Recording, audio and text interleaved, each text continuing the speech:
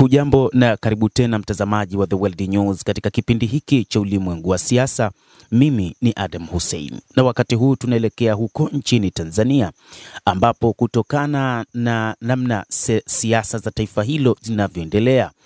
kumekuwa na sintofahamu na kutoelewana baina ya vyama vya siasa na serikali. Hii imekuja kusababisha kukamatwa kwa mwenyekiti wa Chama cha Demokrasia na Maendeleo Chadema miongoni mwa vyama vikuu vya upinzani nchini humo. Lakini kutokana na hilo, bunge la Umoja wa Ulaya EU limekuja na hoja 8 juu ya azimio la bunge hilo kuhusu namna alivyokamatwa na hatari ya kunyongwa kwa Tundu Antipas Lissu, mwenyekiti wa chama hicho cha Demokrasia na Maendeleo Chadema, chama kikuu cha upinzani nchini Tanzania. Bunge hilo la Umoja wa Ulaya limeandika kupitia katika tovuti yake kwamba bunge la Ulaya, kwa kuzingatia kanuni ya 150, kanuni ndogo ya 5 ya kanuni zake za uendeshaji,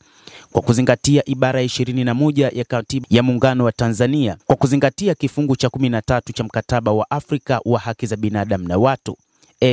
ambapo tarehe 9 Aprili mwaka 2025 Tundu Lissu, kiongozi wa chama kikuu cha upinzani cha Demokrasia na Maendeleo Chadema, alikamatwa, ambapo tarehe 10 Aprili mwaka 2025 polisi walimshitaki kwa kosa la uhaini. Ambapo tarehe 12 Aprili mwaka 2025 Tume Huru ya Taifa ya Uchaguzi INEC ilizuia Chadema kushiriki uchaguzi wa Oktoba mwaka 2025. Ambapo kwa mujibu wa ripoti tofauti, wakosoaji 4 wa serikali walitoweka kwa lazima na mmoja aliuawa kinyume cha sheria mwaka 2024.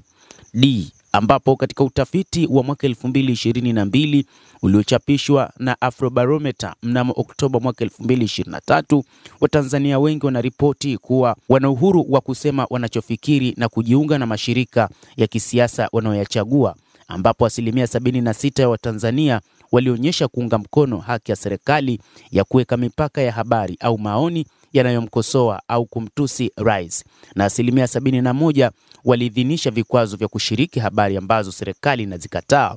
Lakini hii ambapo Tanzania mwaka 2025 idadi ya watu inakadiriwa kuwa watu milioni 70,545,865 katikati ya mwaka, na inatarajiwa kukua hadi takribani watu milioni 130 ifikapo mwaka 2050, ambapo mwaka 2025 Watanzania milioni 25.2 wanaishi kwa kima cha juu cha dola za Kimarekani 1.90 kwa siku. Ambapo Umoja wa Ulaya unaunga mkono maendeleo ya Tanzania kupitia program ya Global Europe Multi-Annual Indicative Program mwaka 2021 hadi 2027 yenye euro milioni 726, ambapo nchi wanachama wa EU wanatoa msaada kwa nchi ya Tanzania ambao ulikuwa ni euro bilioni 1.2 kwa mwaka 2021 hadi mwaka 2024. Sasa basi, kupitia hayo yote, Umoja wa Ulaya umetoa hoja zake 8 ambazo ni kama ifuatavyo.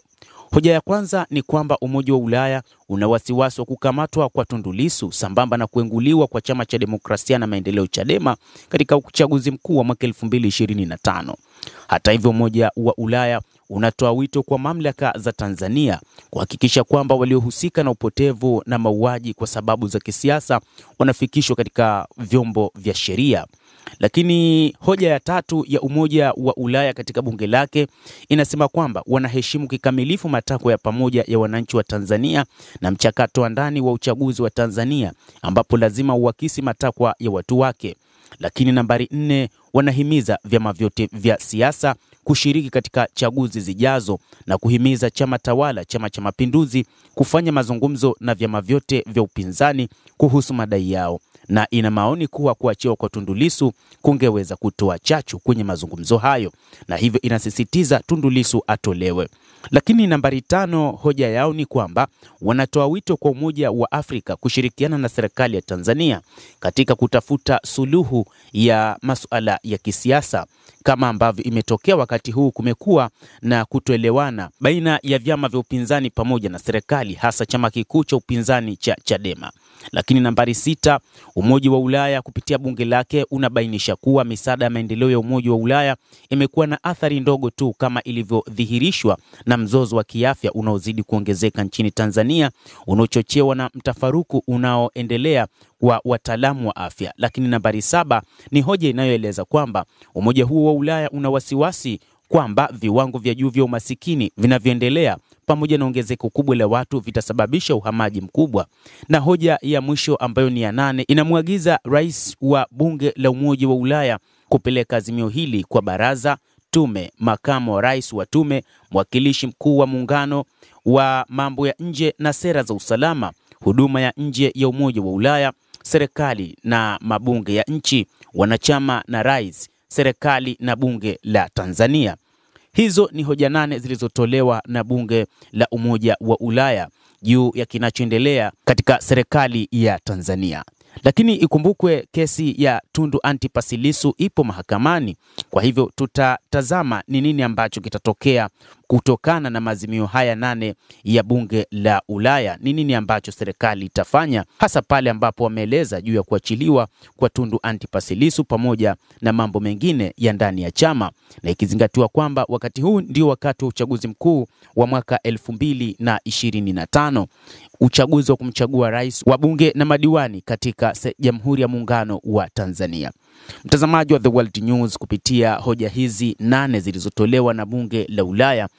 ambazo pia zimeelezwa zitafikishwa kwa serikali ya Rais Samia Suluhu Hassan, lakini pia kupitia bunge la Jamhuri ya Muungano wa Tanzania na hata kupitia Umoja wa Afrika AU, ni muda ambao nasi tutashuhudia ni nini ambacho serikali ya Rais Samia itajibu na nini ambacho bunge la Jamhuri ya Muungano wa Tanzania itajibu na hata tume ya uchaguzi ya Tanzania itajibu. Endelea kutufuatilia kupitia The World News, tutakujuza ni nini ambacho kitajiri zaidi baada ya hoja hizi 8 zilizotolewa na Umoja wa Ulaya juu ya serikali ya Tanzania, hasa kutokana na sintofahamu ya vyama vya siasa na serikali ya Tanzania. Endelea kutufuatilia, lakini usisahau kulike, usisahau kucomment, kadhalika na kusubscribe channel yetu hii. Utakuwa ukipata habari hizi kwa mapana hapa The World News. Jina langu ni Adam Hussein. Endelea kuwa nasi wakati wote, endelea kutufuatilia, endelea kuona ni jinsi gani The World News inakujuza mengi.